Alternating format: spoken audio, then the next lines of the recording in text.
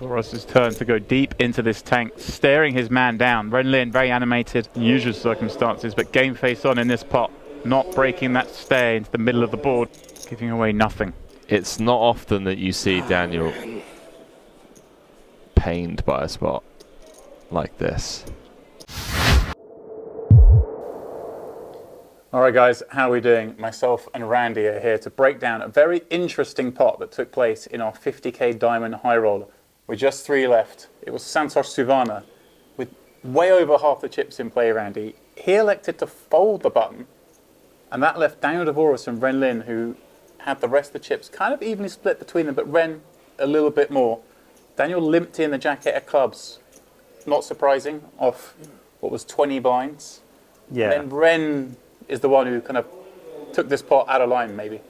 That's right. You know, Dvoress wants to keep the pot small, but with Ren Lin having the chip advantage, figures that he's often going to get folds from Dvoress. Does pump it up with 6-5 of diamonds. Yeah, nice here. We see, obviously, making it up to 1.2 million.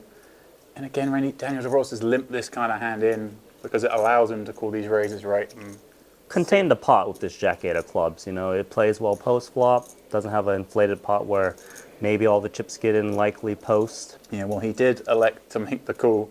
The two players would take to the flop with 2.8 million chips in there. Dvoress was 6.8 million back, Ren Lin 8.3. Dvoress would flop best on a jack 7-6 all spade board, and he would check it on over to Ren Lin, the pre-flop raiser, who has somewhat of a decision here. A bit of a decision just because he's got bottom pair, but it's a monotone board where the small blind usually doesn't have too much of a hand that can continue. A small bet is nice to kind of kick out non-flush draw hands and unpaired, of course. I guess kind of important on these monotone boards to get that little bit more protection.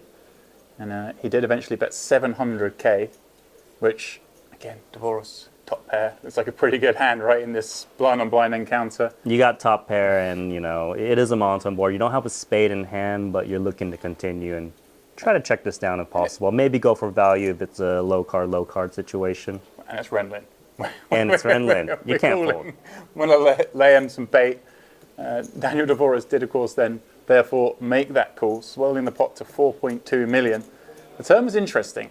9 of diamonds. Doesn't complete the flush draw, but does improve both players to a straight draw. Dvoress with the open ender and Ren Lin with the bottom end gut shot. Unsurprising to see Daniel Dvoress check, and with all that, Ren Lin checking behind also seemed to make the most sense here. The river is where things really got interesting. As I said, 4.2 million in the pot.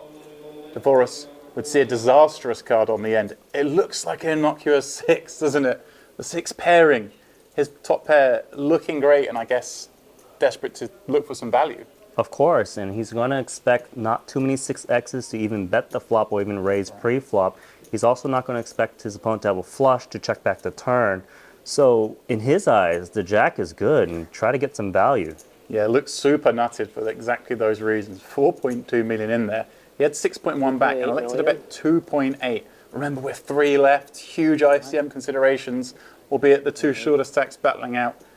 And when he bet 2.8 million, Ren Lin went into the tank. Dvoress must be thinking, yeah, come on, find the hero call, buddy. I'm ready for you. It did seem like that situation where Ren Lin might have a hand that could hero call, but he does have trip 6s, which can go for value as long as he doesn't think he's up against a slow played flush.